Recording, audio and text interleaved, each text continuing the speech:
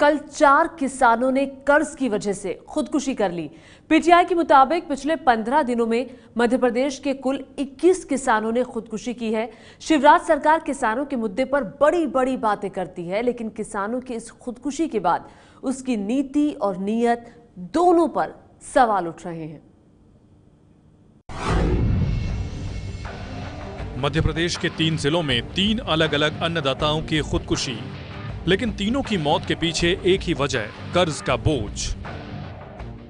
खेत का हम लोग के ऊपर, मेरा स्वयं पे भी कर्जा बन गया, मेरे भाई पे भी कर्जा बन चुका है और हम लोग के ऊपर काफी हद तक परेशानी, हम लोग खेती से गुजर रहे हैं। हमने लोन लिया, अब हमसे लोन पड़ नहीं पा रहा। विजिलेंस वाले आ गए, उनने परेशान करना चालू कर दिए और जो फाइनेंस वाले तो हर महीने आते थे वो अलग परेशान करते थे। तो उसी कंडीशन को चलते उनने बर्दाश्त नहीं होने के खातिर ये कदम उठा लिया। छिंदवाड़ा कांग्रेस के दिग्गज नेता कमलनाथ का इलाका है और यही वजह है कि वो श्याम यदुवंशी की खुदकुशी की खबर मिलते ही उनके परिवार से मिलने पहुंच गए।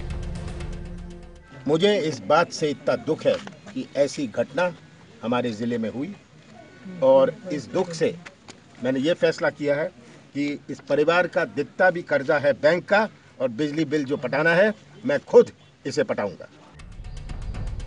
कमलनाथ मृतक किसान का कर्ज खुद चुकाने की बात कह रहे हैं, लेकिन पन्ना में खुदकुशी करने वाले संतोष प्रजापति के परिवार को किसी का सहारा नहीं है।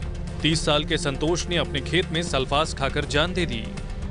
सीहोर के बाबूलाल मालवीय ने भी सल्फास खाकर ही अपनी जीवन लीला खत्म की है। बाबूलाल पर करीब 2.5 लाख का कर्ज था और वो अपने परिवार से कहते थे कि कर्ज चुकाने के लिए बैंक वाले काफी परेशान कर रहे हैं। मध्य प्रदेश के इन 3 जिलों के 3 किसानों की खुदकुशी के बाद राज्य में पिछले 15 दिनों में खुदकुशी करने वाले किसानों की संख्या 21 हो गई है। मध्य प्रदेश में किसानों ने सत्याग्रह किया, आंदोलन किया कि कोई रास्ता निकलेगा, लेकिन कोई रास्ता नहीं निकला। नतीजा सिफर रहा और सवाल अब सरकार के लिए बड़ा ये कि कब तक रुकेगी किसानों की मौत की रफ्तार। बढ़ते आगे, एक तरफ मध्य प्रदेश में 15 दिनों में 21 किसानों ने खुदकुशी कर ली, दूसरी तरफ देश के 2 बड़े नेताओं पर किसान विरोधी बयान देने का आरोप लग रहा है।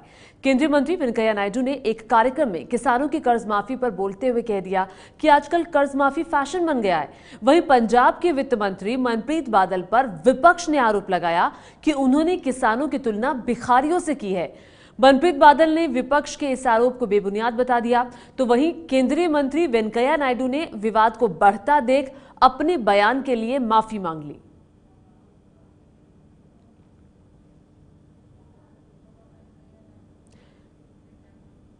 वेंकैया नायडू ने क्या कहा था और उसके बाद उन्होंने माफी मांग ली, सुनिए जरा। As I said, as the Reserve Bank, as other experts have been saying, that's not a permanent solution. That can be only a temporary measure, not a long-term solution. So this has to be understood in that context. Of course, I do agree. While speaking about it, there is scope for some people to misinterpret it. That's why I am clarifying it. ये है ABP News, आपको रखे आगे।